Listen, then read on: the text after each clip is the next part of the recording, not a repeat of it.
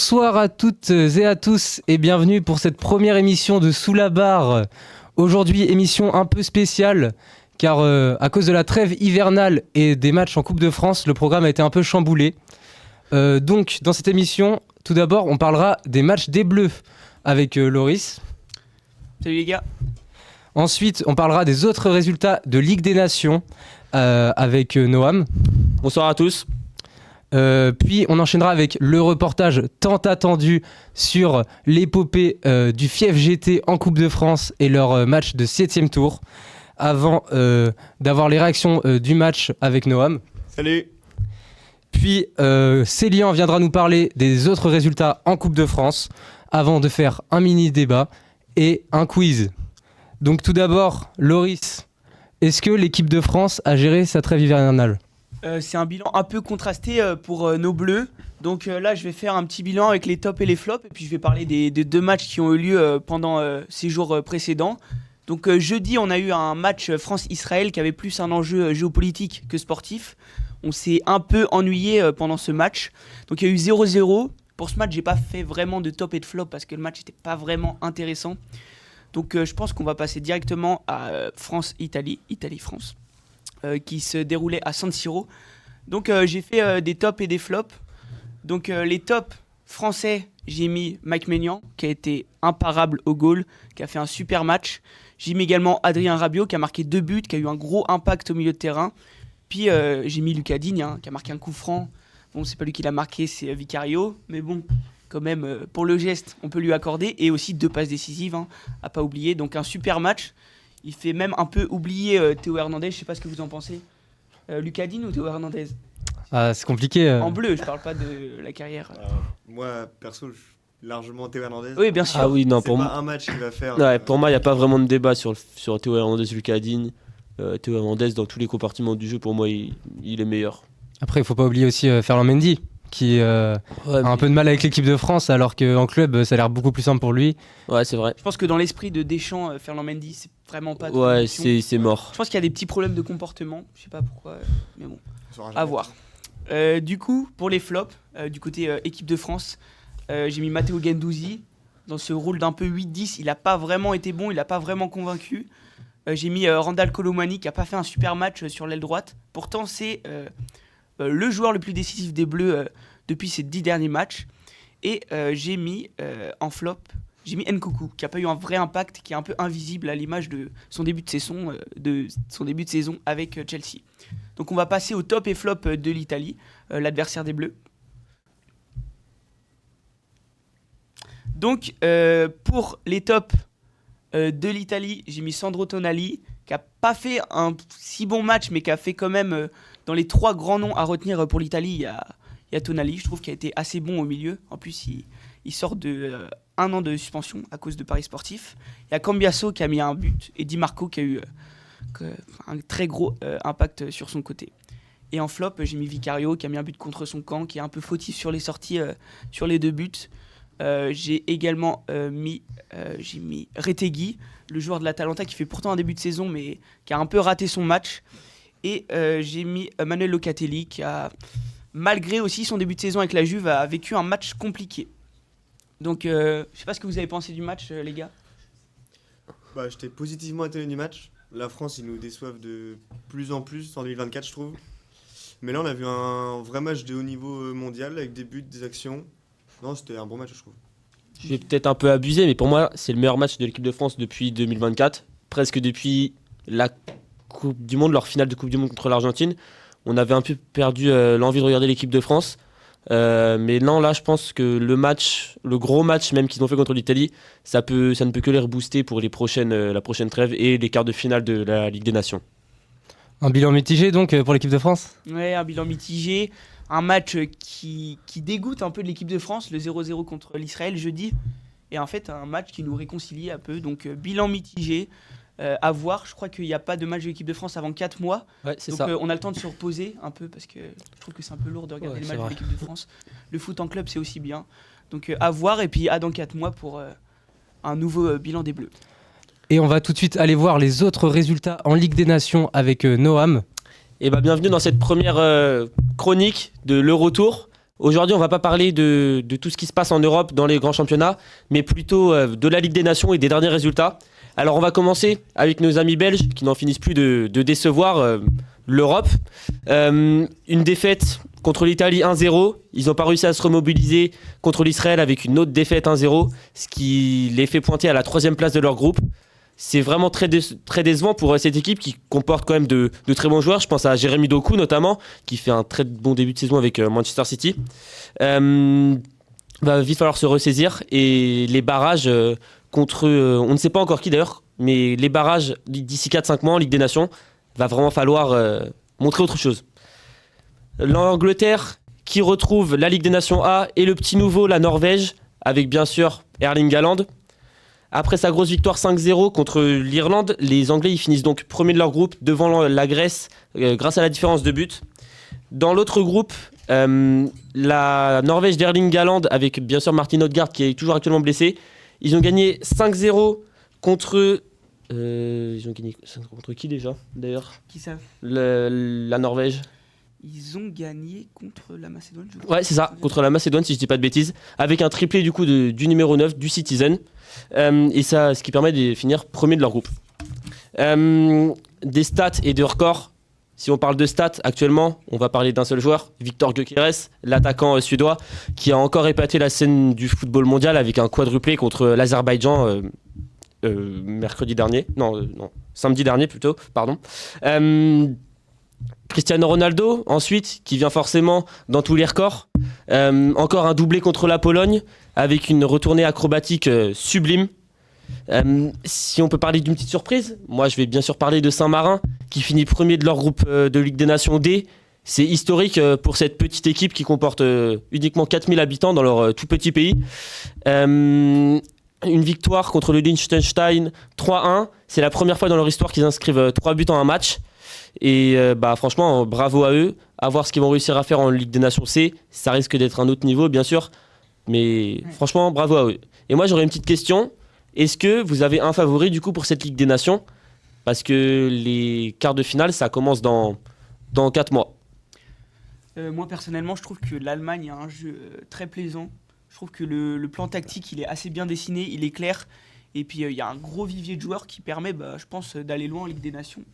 Et du coup, d'assumer un peu le statut de favori avec des équipes comme l'Espagne, la France, toujours favorite, malgré des résultats un peu moins bons. Voilà. La France, quoi, là, tout le temps, la France est toujours favorite. Après, c'est vrai qu'après le gros Euro de l'Espagne qu'ils ont remporté en juin, on peut s'attendre aussi à ce qu'ils peuvent récupérer le titre qu'ils avaient déjà gagné à la dernière édition. Après, pourquoi pas la Croatie, finaliste également à la dernière édition. Après, je sais pas vous ce que vous en pensez. Moi perso, j'ai bien envie de croire en la France quand même. La France qui finit bien l'année. Et ils ont une équipe aussi exceptionnelle, donc ils peuvent toujours... on ne sait jamais ce qui va se passer avec eux. Mais moi j'ai bien envie de croire en l'équipe de France qui se rassure en fait en gagnant un titre qui est un peu considéré comme minime. Mais moi j'ai bien envie d'y croire. Pour ma part, moi, ça va être le Portugal. Non, honnêtement, je pense que le Portugal, ils ont une vraie équipe. On l'a vu à l'Euro. Bon, ils ont mal terminé, mais ils l'ont déjà gagné cette compétition. Et non, je pense qu'ils peuvent faire un gros parcours. Mais l'Espagne aussi, pour moi, ils sont très dangereux avec leur Euro. Là, ils sont en pleine bourre. Surtout qu'ils avaient des joueurs qui étaient blessés là pour cette trêve, dont leur meilleur joueur, Lamine Yamal. Mais non, moi, je vois bien le Portugal gagner une nouvelle fois. Et la Ligue des Nations, ce n'était pas la seule compétition cette semaine et la semaine dernière. Effectivement, l'équipe de Sous-la-Barre suit maintenant depuis plusieurs semaines l'épopée du Fief GT, un petit club de départemental 2 qui est allé en 7e tour de Coupe de France. Donc nous sommes allés sur le terrain à l'un de leurs entraînements et à leur match dimanche dernier. Et donc je vous propose de regarder tout de suite notre reportage sur l'épopée du Fief GT. Un reportage plus qu'émouvant sur cette épopée exceptionnelle et légendaire pour cette petite équipe du Fief GT. On a notamment eu la chance de particulièrement suivre cette équipe parce que l'un de nos chroniqueurs, Noam, est originaire de cette ville et il va nous parler tout de suite des réactions du club et des villes aux alentours. Salut tout le monde, donc on va vite fait s'attarder sur les réactions. Je pense pas qu'il y a besoin de parler très longtemps, on a tout vu dans le reportage. Mais on a vite pu voir les déceptions dans tout le stade suite au coup de sifflet final, mais qui est largement contrasté avec la joie des 200 supporters de l'US Monnaie qui ont fait le déplacement. Ensuite, on a quand même pu voir que tous les supporters côté FIFGT se sont tous pris bras dessous pour encourager les joueurs et simplement les féliciter sur l'épopée. Après, pour Monet, on a surtout réalisé très vite que le prochain match serait contre une Ligue 2. Ils vont quand même jouer une Ligue 2 alors qu'ils sont en R1. Ça fait 3 ans de suite qu'ils montent de division en championnat. Ils sont sur une épopée folle, tout simplement. Puis FIFGT qui a écrit l'histoire de son club, de sa commune, mais des Mauges, du Maine-et-Loire, ça fait parler énormément. 7e tour, que contre des équipes de régionales en plus, aucune équipe de son niveau, donc c'était assez fort en émotion aussi. Et il y avait énormément de respect entre les deux clubs. Par contre, on a pu voir des beaux messages sur les réseaux sociaux, de la bonne entente, convivialité avant le match également. Ensuite, forcément, le staff, joueurs, bénévoles du FIFGT a pu profiter d'une magnifique soirée tous ensemble au stade pour fêter une dernière fois l'épopée. Et c'était un moment assez magique, quoi. Donc on va pas se tarder. Maintenant, la suite pour les deux équipes, c'est du championnat de R1 pour Mareuil. Ils sont classés 10e. Ils vont se déplacer chez Saran, qui est classé 5e. Et pour le FIFGT, la coupe continue. Coupe des Pays de Loire cette fois-ci contre une Régionale 3, le FCCM, le Football Club Sicilien Matinoyen. Donc on suivra ça également, mais ça peut être que être positif. Il y a également eu beaucoup d'autres matchs durant ce 7e tour de Coupe de France, car il marquait notamment l'entrée en lice des clubs de Ligue 2. Et Célian va nous parler tout de suite des autres résultats importants en Coupe de France. Donc en plus de ce fabuleux match entre le FIFGT et l'US Monet, la Coupe de France nous a réservé pas mal de beaux matchs pendant cette trêve. Donc revenons sur les plus marquants d'entre eux. Donc pour commencer, on a le futur adversaire de l'US Monet, le FC Lorient, qui s'est imposé sur la pelouse de Ruffiac Malais 3 grâce à un doublé de leur défenseur central Julien Laporte. Le Paris FC, actuel leader de la Ligue 2, a été défait par Quevilly-Rouen, 14e de national. Malgré l'ouverture des Normands, les Parisiens ont su revenir au score, mais malheureusement, ils ont perdu au tir au but. Rodez a également été éliminé par un professeur de National 2 cette fois. Angoulême, après cette victoire 2-1, Angoulême va donc défier un autre club de Ligue 2 qui est Clermont. Après cette défaite de Fétiat, les Auvergnats ne devront pas lâcher la garde face à ce petit club. Donc presque tous les clubs de Division 2 se sont qualifiés, sauf donc Paris et Quevilly, mais également Ajaccio. En effet, le match à retenir de ce week-end, c'est celui-là. Les Corses qui se déplaçaient en Vendée étaient bien tranquilles après l'ouverture du score, mais les espoirs de qualification ont été ternis après un carton rouge dans les 10 dernières minutes. Puis 2 buts coup sur coup mis dans le temps additionnel qui ont anéanti les espoirs des Ajacciens et ont créé l'espoir pour les Vendéens. Arrivés déjà en finale en 2018, les joueurs rêvent d'un nouveau parcours exceptionnel. Enfin, en Ligue 2, le Red Star a surclassé au Bourdon en les écrasant 7-1. Les joueurs de D1 sortent tout de même la tête haute après un impressionnant parcours. Comme les joueurs du FC Saint-Philbert, la Réorte, la Jaudounière, éliminés par Mérignac, le petit pousset de la compétition n'aura pas créé l'exploit. Le score de 6-0 restera tout de même anecdotique face à l'exploit du parcours pour le club de Détroit, qui ont joué devant 3000 spectateurs. Les Diables Noirs de Mayotte sont venus défier une Régionale 3, Crépy-en-Valois, et sont allés chercher la qualification au tir au but. Cette prouesse notable sera inoubliable pour les joueurs malgré la défaite hier au 8e tour face à Corte en Corse. Enfin, l'US Saint-Philbert, club de National 3, a facilement déjoué le club de Thouars et se prépare à se déplacer à La Réunion. Pas pour les vacances, mais bel et bien pour tenter l'exploit d'arriver pour la première fois de son histoire au 32e de finale de la Coupe de France contre Saint-Denis, donc le match qui se déroulera au 8e tour. En plus de ces rencontres, de beaux matchs sont prévus pour le 8e tour de Coupe de France. Nous pourrons assister à Nancy contre Bastia, de Laval contre Concarneau, et un beau match entre Bordeaux et les Herbiers. Les 2 petits poussets de la compétition sont désormais en Régionale 3, ce sont les FC Valence et le Touquet, qui affronteront respectivement Martigues et Calais. La Coupe de France commence à bien avancer, dis donc. Et ce qu'on peut dire, c'est que cette coupe, c'est un peu la coupe de tous les exploits. On peut parler notamment de la finale des Herbiers il y a quelques années. Donc le sujet de débat ce soir, ça va être: est-ce que la Coupe de France ne serait-elle pas la plus belle compétition sur Terre ? A tout de suite.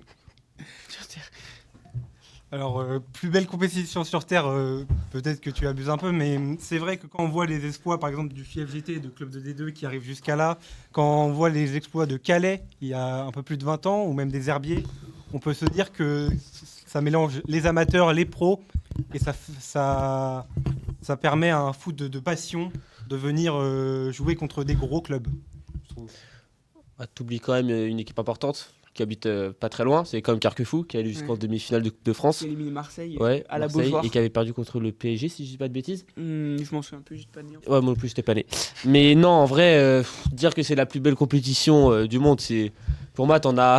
Non, mais c'est la compétition du peuple. C'est Oui, ça. mais il y a d'autres compétitions. Tu peux regarder en Allemagne, la Pokal, c'est aussi bien que la Coupe de France. Juste, vu qu'on n'est pas allemand, on va pas la suivre. Mais l'année dernière, contre Leverkusen, c'est une D3 ou même D4 allemande Saarbrücken. ouais, qui est allée en finale. Donc, non, pour moi, c'est vraiment pas la plus belle compétition. Oui, elle est marquante parce que t'as beaucoup de clubs qui font des bons parcours. Mais non, mais t'as des compétitions comme la Ligue des Champions, la Coupe du Monde, l'Euro. Je suis désolé, tu peux pas comparer la Coupe de France à des compétitions comme ça. Bah, sans comparer, franchement, c'est extra. T'as des joueurs amateurs qui se voient qu'une seule fois la semaine, qui jouent contre des tops équipes le week-end. Mais c'est pas les meilleures compétitions du monde, bien sûr, mais c'est même pas comparable avec la LDC, je trouve. Mais c'est top comme compétition. Ça permet Je suis tellement de d'accord. choses. Le débat est un peu surfait, mais sur le fond, c'est quand même une compétition qui permet plein de super belles rencontres et Oui. plein d'émotions. Oui, en termes d'émotion, c'est sûr que c'est une des plus belles. Mais si on parle intrinsèquement parlant de la compétition, c'est pas la plus belle pour moi. Oui, Ah non. oui, oui. Ouais, Dans loin de la là. meilleure compétition du monde, le nom est peut-être un peu abusé. Bah oui, effectivement. bah bien sûr Mais que oui, oui, le débat tous est les un jours. peu mal fait. Je sais pas qui l'a fait. Qui l'a fait. Non, mais ok. Franchement, Ouais, on s'est mis d'accord. on s'est tous mis d'accord. Voilà. donc, Et du coup, la réponse est non. donc ce n'est non, pas ce la n'est plus pas la belle. plus belle, mais ça permet de Mais grandes ça- choses. Oui, ah oui, non, mais ça c'est Pas sûr. mal de Ça clubs. c'est indéniable. Des matchs qu'on ne verrait pas d'habitude. Ça permet de pleurer comme un fauve. Ah, j'ai la ref. On va tout de suite passer au quiz du jour qui concerne donc également la Coupe de France. Et aujourd'hui, on va vous demander les 15 derniers clubs vainqueurs de Coupe de France. C'est un 2 contre 2 Oui, de compte deux. Ouais, vas-y. Chacun son tour. Chacun son tour. Envoyez un petit crayon par hasard, s'il vous plaît. Bah, Genre juste pour les noter. c'est chaud, toi. Les 15 derniers Les 15 derniers, oui. Mais déjà, j'en ai plein. Envoie. Bah, déjà, Ben, Et chut. Déjà. Attends. Ok.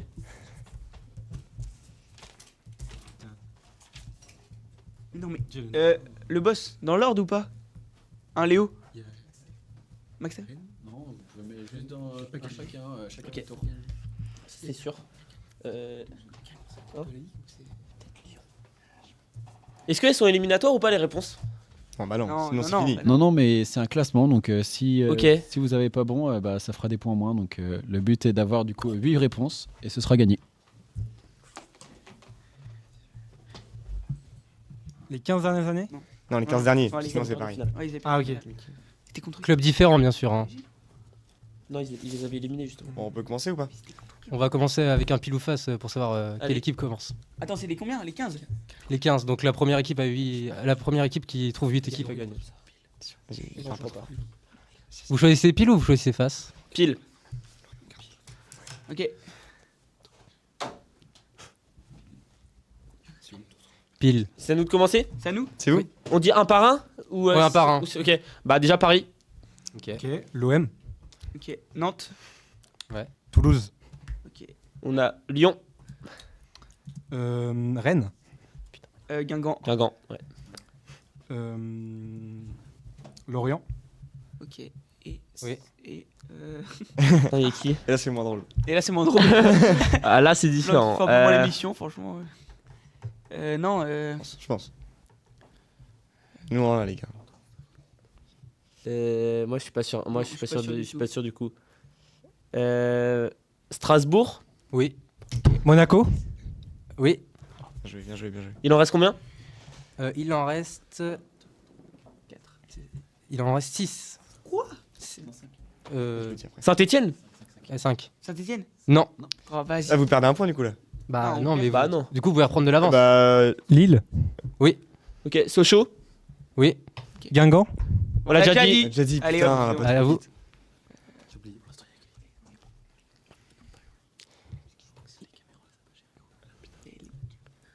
Auxerre. Oui. Putain, on est trop fort. Nice. Nice, oui. Ah, Il en reste combien? 2 du coup? 3 ou 2. Il en Deux. reste, Attends, je sais il en reste 2. Evian, ils avaient pas gagné, ils étaient allés en finale. C'est pas une réponse. Evian, non, du coup, non, Non, j'imagine. Evian, ils sont allés en Non, finale, Evian, non. ils ont- Quand? Ah non, c'est bon, les gars, c'est à nous. Non, ouais. Et dit Evian, ce malade. Non plus là. Pour l'instant, l'équipe de Noam et Laurie sont un point de plus. Vous en avez plus. Quoi? Oui, Ah oui. oui, oui, oui. Oui, oui. Vous en avez plus là. Mais c'est à nous de choisir, on a le temps, vous avez Oui, dit. bah, c'est que c'est un peu long là. Faut se dépêcher un peu. Vas-y, essaye, on s'en fiche. Montpellier. Oui, Oh, yes. Ok, attends, j'en ai peut-être. Bordeaux? oui, Ah bah oui, let's Bordeaux. go. Oui, Bordeaux. oui, c'est fini. Putain, sérieux. Noam et Laurie qui remportent Et le premier voilà, jeu. le Voilà. premier quiz, magnifique! On a rien gagné. Ouais, mais on a quand même gagné. Eh oui. On perd la boucle. Ouais. Putain, dur. Ouais. Ah, c'était la fin de notre émission. Merci de nous avoir suivis pour cette Ouais. première. Merci, Merci. beaucoup, on se retrouve dans 2 semaines pour Là, la pour prochaine une vraie émission. Une vraie. On a eu quelques petits problèmes Avec techniques. Corto qui sera là, malheureusement il a pas pu être là aujourd'hui. Et excusez-nous pour les problèmes techniques, notamment pour les plans des vestiaires et tout. Et le vous retard remercie. aussi, le Et, retard de sur l'émission. YouTube, va y avoir la vraie émission avec le bon son. Donc allez sur YouTube. Pour YouTube voir de Sous la l'émission barre. du chef GT si vous le voulez. Et sur TikTok, Twitter et tout. Et on se retrouve dans 2 semaines. Merci beaucoup, bonne soirée. On se Bonne retrouve dans soirée. 2 semaines. Et profitez bien. Ciao, bye.